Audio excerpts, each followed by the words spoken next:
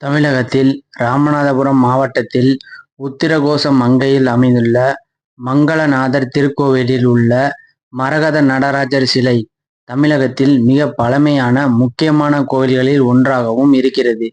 இங்கு உள்ள சிலை எப்படி வந்தது என்று தெரிந்தால் ரொம்ப சுவாரஸ்யமாக இருக்கும். வீடியோவை மிஸ் பண்ணாம கடைசி வரைக்கும் பாருங்க.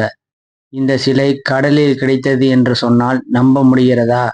ஆம், சிலை வடிவில் கிடைக்கவில்லை, இது பெரும் பாறையாகத்தான் கிடைத்தது என்று வரலாற்று ஆய்வாளர்கள் சொல்கிறார்கள். வாங்க, இதற்கு பின்னால் இருக்கும் சுவாரஸ்யம் நிறைந்த உண்மை கதையை பற்றி தெளிவாக தெரிந்து கொள்வோம். உலக புகழ் பெற்ற மரகத நடராஜர், ஒரே மரகத கல்லால் செதுக்கப்பட்ட இந்த அபூர்வ நடராஜர் சிலை உலகிலேயே அரிய தெய்வீக பொக்கிஷமாக கருதப்படுகிறது. ஆனால் இந்த மரகத நடராஜர் எப்படி உருவானார் தெரியுமா? அதற்கு பின்னால் பல அதிசயங்கள் மறைந்துள்ளன. பண்டைய காலத்தில் ராமேஸ்வரத்தில் மரைக்காயர் என்ற சிவபக்தர் வாழ்ந்து வந்தார். மிகுந்த வறுமையில் இருந்தாலும் அவர் மனதில் ஒருபோதும் இறை நம்பிக்கை குறையவில்லை.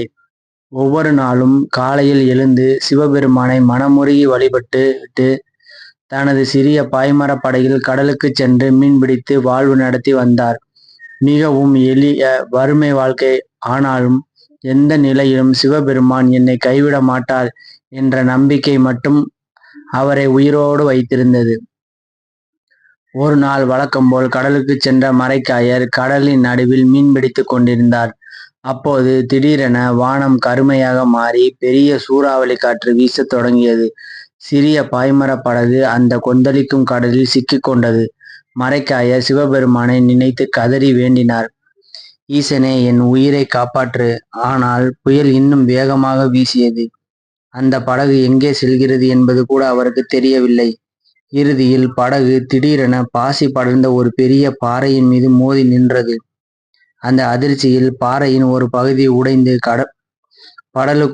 படகுக்குள் விழுந்தது. அதில் 2 சிறிய கற்களும் ஒரு பெரிய பச்சை நிற பாறையும் இருந்தது. அதிசயமாக அந்த நொடியில் புயல் முற்றிலும் நின்றுவிட்டது.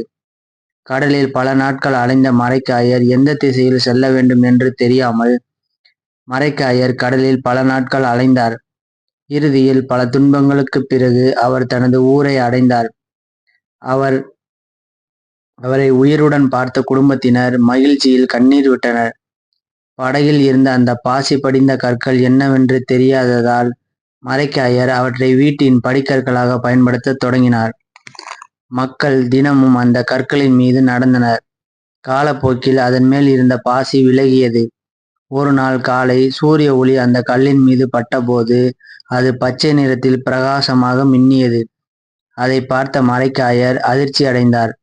இது சாதாரண கல் அல்ல, சிவபெருமான் எனக்கு காட்டிய அருள் என்று எண்ணினார். மரைக்காயர் உடனே மன்னரிடம் சென்று நடந்த அனைத்தையும் கூறினார்.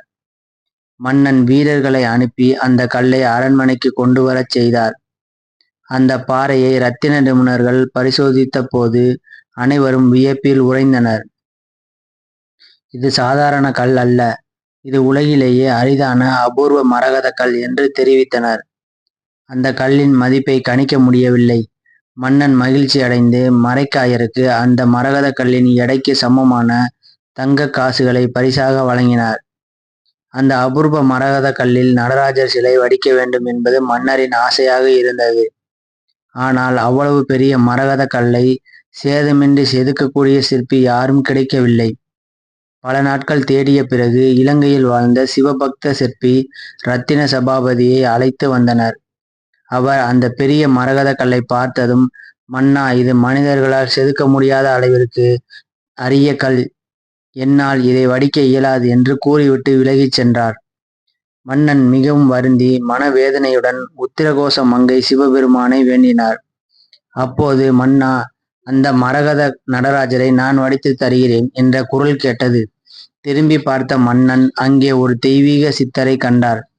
அவர் சித்தர் சண்முக வடிவேலர். மன்னன் உடனே அவரிடம் முழு பொறுப்பையும் ஒப்படைத்தார். சித்தர் தனிமையில் இருந்து அந்த மரகத கல்லை செதுக்கத் தொடங்கினார். பல நாட்கள் கடுமையான ஆன்மீக சக்தியுடன் செதுக்கப்பட்ட அந்த சிலை 5½ அடி உயர நடராஜர் உருவமாகவும் 1½ அடி உயர பீடத்துடனும் அற்புதமாக உருவெடுத்தது.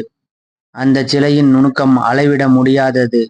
நடராஜரின் திருக்கரங்களில் உள்ள நரம்புகள் கூட தெளிவாக தெரியும் அளவிற்கு செதுக்கப்பட்டிருந்தது. அதை பார்த்த மன்னர் கண்கலங்கி போனார். இந்த நடராஜருக்கு செலுத்தப்படும் சந்தன காப்பின் ரகசியம் தெரியுமா? மரகத கல் மிகவும் மென்மையானது. அதிக ஒளி சப்தம் கேட்டாலோ அல்லது வெப்பம் ஏற்பட்டாலோ அது சேதமடையும் தன்மை கொண்டது. அதனால் மரகத நடராஜருக்கு எப்போதும் சந்தன காப்பு பூசப்படுகிறது. இந்த சந்தன காப்பு அவரை வெப்பம், ஒளி ஆகியவற்றிலிருந்து பாதுகாக்கிறது. ஆண்டுக்கு ஒரு முறை மட்டும் இந்த சந்தன காப்பை அகற்றிவிட்டு சாமியை தரிசனம் செய்ய அனுமதிக்கின்றனர். அது எந்த நாள் என்றால் மார்கழி மாத திருவாதிரை நாளில் மட்டும்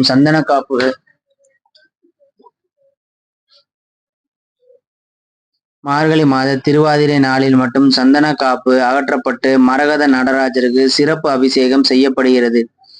அன்று ஆயிரக்கணக்கான பக்தர்கள் இந்த அரிய தரிசனத்தை காண திரளாக வருகை தருகின்றனர். இந்த கட்டுரையின் மூலம் உலகின் முதல் சிவாலயத்தின் முதன்மை பொக்கிஷமான மரகத நடராஜரின் தோற்றம் குறித்த துல்லியமான வரலாற்று புரிதலையும், அறிவியல் பூர்வமாக அக்கல் ஏன் சந்தனத்தால் மூடப்படுகிறது என்ற ஆன்மீக ரகசியத்தையும் நீங்கள் முழுமையாக உணர்ந்து இருப்பீர்கள் என்று நாங்கள் முழுமையாக நம்புகிறோம். மேலும் இதுபோன்ற ஆன்மீக தகவல்களை உடனுக்குடன் நீங்கள் தெரிந்து கொள்ள விரும்பினால் நம்மளுடைய பாசிட்டிவ் ஆஸ்ட்ரோ தமிழ் சேனலை சப்ஸ்கிரைப் செய்து வைத்துக் கொள்வதன் மூலமாக உங்கள் ஆன்மீக அறிவை மேம்படுத்திக் கொள்ள முடியும். நன்றி, வணக்கம்.